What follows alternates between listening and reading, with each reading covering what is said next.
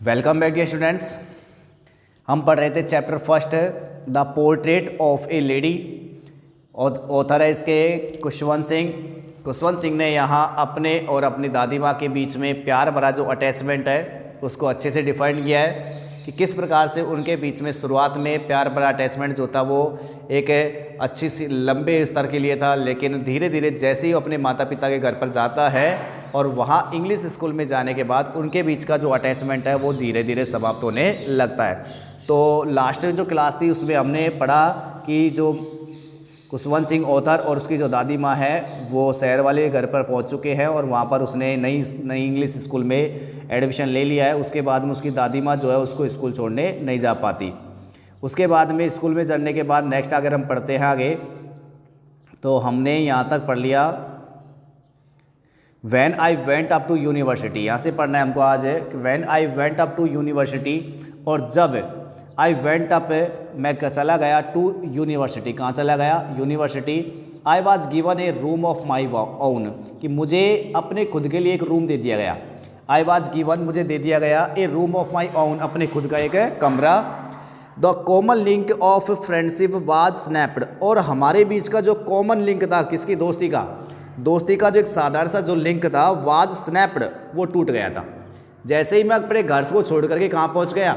University में पहुँच गया। तो उस समय पर हमारे बीच में जो कॉमन लिंक बना हुआ था दोस्ती का वो भी टूट गया, क्योंकि अब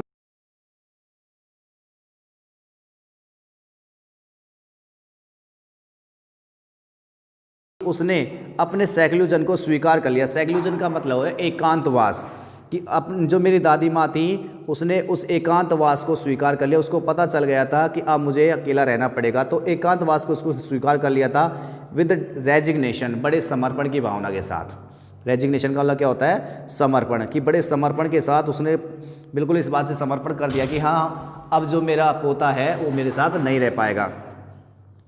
सी rarely left her spinning wheel to talk to anyone. अब मेरी जो दादी माँ थी वो बड़ी मुश्किल से, रियरली का मतलब बड़ी मुश्किल से, लेफ्ट छोड़ती थी हर स्पिनिंग व्हील, अपने चरखे को। स्पिनिंग व्हील का मतलब क्या हो गया? चरखा। क्योंकि स्पिन का मतलब होता है बुनना और व्हील का मतलब होता है पहिया। पहिए से जिस प्रकार से बुना जाता है उसका मतलब वो जो तरीका है वो क्या कहलाता है? चरखा। तो मेरी जो दादी माँ थी वो बड़ी मुश्किल से ही उसके चरखे को छोड़ती थी टू टॉक टू एनीवन, किसी भी व्यक्ति से बात करने के लिए। किसी भी व्यक्ति से बात करने के लिए वो चरखे को छोड़कर नहीं जाती थी। उसका एक ही काम था कि अब चरखे पर अपनी बुनाई कढ़ाई करना। फ्रॉम सनराइज टू सनसेट, सुबह सूर्योदय से लेकर के सूर्यास्त तक शी सैट, वो बैठी रहती बाय हर व्हील स्पिनिंग, अपने चरखे के पास में। सूर्योदय से लेकर सूर्यास्त तक मेरी जो दादी थी वो अपना चरखे के साथ चरखे के पास में बैठी रहती एंड रिसाइटिंग प्रेयर्स, और प्रार्थना उच्चारण करती रहती। प्रार्थना का उच्चारण, रिसाइट का मतलब होता है गाना, या कह सकते हैं प्रार्थना का उच्चारण करना, मन ही मन गाना, तो वो होता है रिसाइटिंग। तो वो प्रार्थना का उच्चारण करती रहती। ओनली इन द आफ्टरनून, और केवल दोपहर के समय। ओनली इन द आफ्टरनून, केवल दोपहर के समय। सी रिलैक्स्ड, वो आराम करती फॉर ए वाइल, थोड़ी देर के लिए। टू फीड द स्पैरो, किसके लिए?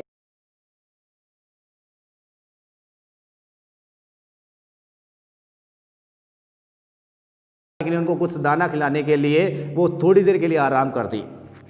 While she sat in the veranda, और जब वो बरंदे में बैठी रहती तब उस समय पर क्या करती? Breaking the bread into little bits, क्या करती? ब्रेड का मतलब रोटियों को छोटे छोटे टुकड़ों में तोड़ते हुए। ब्रेकिंग का मतलब तोड़ना, तो वो रोटी को छोटे छोटे टुकड़ों में तोड़ते हुए बरंदे में बैठी रहती। उस समय पर क्या होता? हंड्रेड्स ऑफ लिटिल बर्ड्स, यानी कि सैकड़ों जो छोटे छोटे पक्षी हैं, कलेक्टेड, वो इकट्ठा हो जाते राउंड हर, उसके आसपास। उसके आसपास जो सैकड़ों जो पक्षी हैं वो खड़े हो जाते, क्रिएटिंग ए वेरिएटेबल बेड लैम्प, क्या बनाते हुए? वेरिएटेबल का मतलब होता है वास्तविक, और बेड लैम्प का मतलब होता है शोरगुल। तो वास्तविक शोरगुल जो है वो पक्षी वहाँ पर करने लग जाते ऑफ चिरपिंग्स, किसका? चहचहाहट का। चिरपिंग्स का मतलब क्या होती है? चहचहाहट। यानी कि अब जो दोपहर के समय पर वो थोड़ी देर के लिए रिलैक्स करती थी, उस समय पर वो दादी माँ क्या करती कि जो रोटी लाती और रोटी के छोटे छोटे जो टुकड़े थे उनको डालते हुए वहाँ पर बरामदे में बैठी रहती। तो अब उस समय पर क्या होता, जो सैकड़ों जो पक्षी थे वो वहाँ पर उसके चार आसपास इकट्ठा हो जाते और वहाँ पर चहचहाहट की जो वास्तविक शोरगुल है वो वहाँ पर क्रिएट कर देते। क्रिएट का मतलब पैदा कर देते, यानी वहाँ पर चहचहाहट हो जाती पक्षियों की। Some came and perched on her leg, others on her shoulders. कुछ पक्षी तो ऐसे थे जो आते और पर्च्ड बैठ जाते ऑन हर लेग्स, उसकी टांग पर, और जबकि जो दूसरे जो पक्षी थे ऑन हर शोल्डर्स, उसके कंधे पर बैठ जाते। Some even sat on her head, और कुछ ऐसे था यहाँ तक भी ऐसे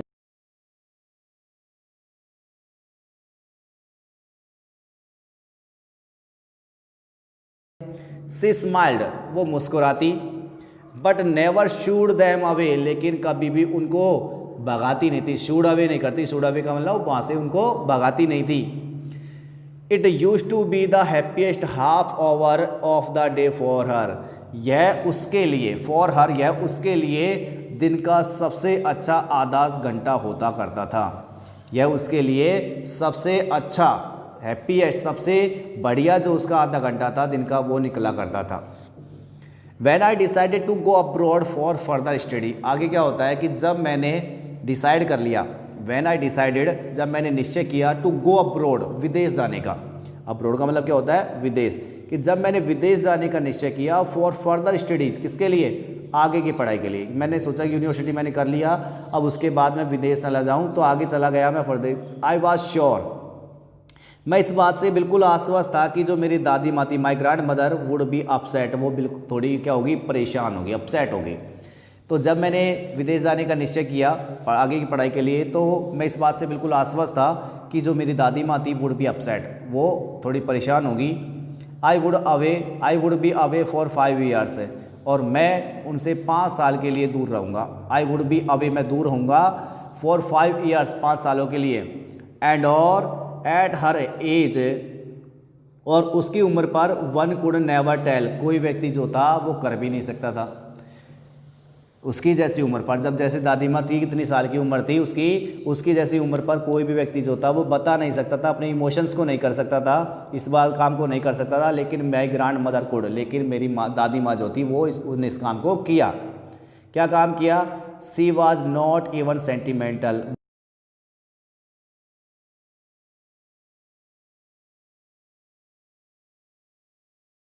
ये नहीं है कि उसको रोना धोना नहीं आया, उसको रोना धोना आया, अपना पोते को बिछड़ते हुए उसे देख रही थी, लेकिन उसने प्रदर्शित नहीं होने दिया। एक भी क्षण उसने ये नहीं दर्शाया कि मैं वहाँ पर रो जाऊँ। तो इस प्रकार की जो काम है वो एक है बूढ़ा व्यक्ति कर नहीं सकता उसके जैसी उम्र का, लेकिन मेरी दादी माँ ने इस काम को किया, वो बिल्कुल भी भावुक नहीं हुई। She was not even sentimental, वो यहाँ तक कि भावुक भी नहीं हुई थी। She came to leave me at the railway station, अब ये और देखो कि वो मुझे रेलवे स्टेशन पर छोड़ने के लिए आई। सी केम टू लीव मी, वो मुझे छोड़ने के लिए आई, एट द रेलवे स्टेशन पर, बट डिड नॉट टॉक, लेकिन उसने बात नहीं की। डिड नॉट टॉक, उसने बात नहीं की, और शो एनी इमोशंस, और कोई भी जो इमोशंस है, कोई भी जो फीलिंग्स है, भावनाएं है, वो नहीं दिखाई। हर लिप्स मूव्ड इन प्रेयर, अब भी उसके जो होठ थे वो हिल रहे थे, क्या गा रहे थे उसमें, प्रेयर, प्रेयर का मतलब प्रार्थना। उसके होठ हिल रहे थे, लेकिन होठों में से क्या निकल रही थी, प्रार्थना।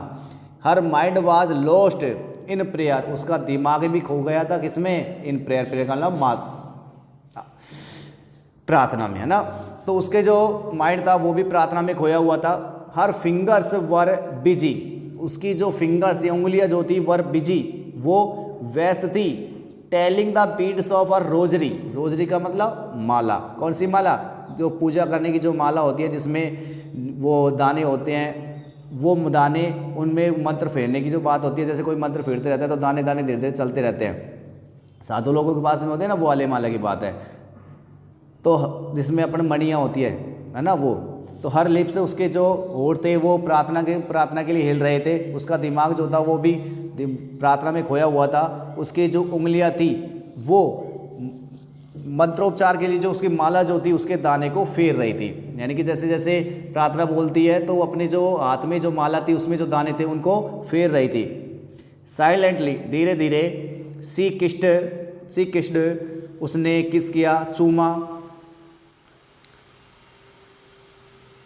माई फॉरहेड, मेरे ललाट को, मेरे सिर को, एंड व्हेन आई लेफ्ट, और जब मैं छोड़ गया, व्हेन आई लेफ्ट, जब मैं छोड़ गया, आई चेरिस्ड, तो मुझे चेरिस्ड का मतलब एक तरीके से पोषित हुआ,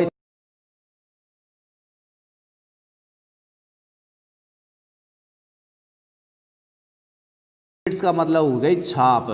उसने जैसे ही मुझे चूमा था, तो चूमने के बाद मुझे, जब मैं वहाँ से चला गया, जब मैं छोड़ गया, तब मुझे उसकी जो नम जो छाप थी, उसने जहाँ से मेरे को चूमा था, तो वो जो नम छाप थी वो मेरे को याद आने लगी, चेरिश होने लगी। चेरिश का मतलब उसकी जो छाप जो थी वो उसके फलन पोषित होने लगी। As perhaps the last sign of physical contact between us, और शायद, परहैप्स का मतलब शायद, द लास्ट साइन ये कैसा था, अंतिम क्षण था, फॉर ऑफ फिजिकल कॉन्टैक्ट, शारीरिक संपर्क का, बिटवीन अस, हमारे बीच में, और शायद मेरा ऐसा मानना था कि ये हमारे बीच में अंतिम क्षण था। बाकी अपन कल की क्लास में पढ़ेंगे।